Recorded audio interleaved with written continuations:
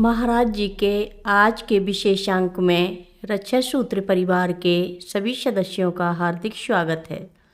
बाबा जी के भक्तों को राम राम। एक दिन महाराज जी शिवानंद आश्रम में बिना सूचना के पहुंच गए। घाट पर टहलते हुए उन्हें पहचान लिया गया।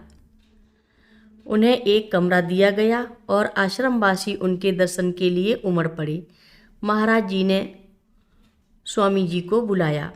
स्वामी जी के भक्तों ने उन्हें ध्यान में पाया और महाराज जी से कहा कि उन्हें जगाने में संकोच हो रहा है। यह सुनकर महाराज जी उठकर चले गए और कहा कि वह लौटेंगे।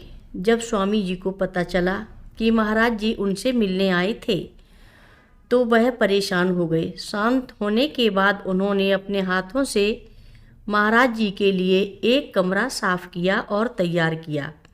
अगले दिन महाराज जी लौटे और इस बार सीधे स्वामी जी के कमरे में गए।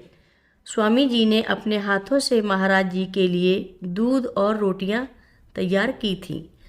महाराज जी ने कई स्वामियों को बुलाया और उन्हें सलाह और प्रोत्साहन दिया। फिर महाराज जी ने स्वामी के को बुलाया, जो एक ज्ञानी और सम्मानित स्वामी थे। स्वामी के ने शिवानंद की मृत्यु के बाद से किसी को प्रणाम नहीं किया था। जैसे ही वह कमरे में प्रवेश कर रहे थे, महाराज जी चिल्लाए, वेद व्यास आ गए, वेद व्यास आ गए। यह सुनकर स्वामी के ने महाराज जी को पूरा दंडवत प्रणाम पूर्ण रूप से जमीन पर लेटकर प्रणाम किया। महाराज जी हर व्यक्ति के आंतरिक स्वभाव और व्यक्तित्व को जानते थे। जब महाराज जी अपनी अगली यात्रा के लिए निकलने लगे तो कुछ स्वामियों ने उनसे कुछ समय आश्रम में रुकने का अनुरोध किया। महाराज जी ने कहा, क्यों? क्या तुम सोचते हो कि मैं तुम्हें कभी छोड़ देता हूँ? नहीं, मैं हमेशा हर भक्त के साथ रहता हूँ। मैं नैनीताल में था और मेरी पत्नी हल्द्वानी में थी, गर्भवती थी। सुबह 7 बजे महाराज जी ने कहा कि कार ले आओ, जिसमें 2 सीटें थीं। महाराज जी ने कहा, जाओ। सड़क पर लोग लेटे हुए थे कार के सामने। महाराज जी ने ड्राइवर के सिर पर हाथ रखा। टोल बूथ पर उन्होंने मेरे सिर पर हाथ रखा और मैं बेहोश हो गया।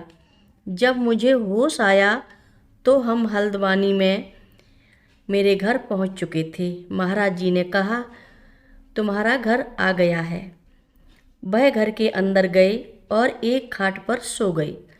मई का महीना था, लेकिन उन्होंने 2 कंबल ओढ़ रखे थे और जोर से खर्राटे ले रहे थे। महाराज जी 2 घंटे तक सोते रहे।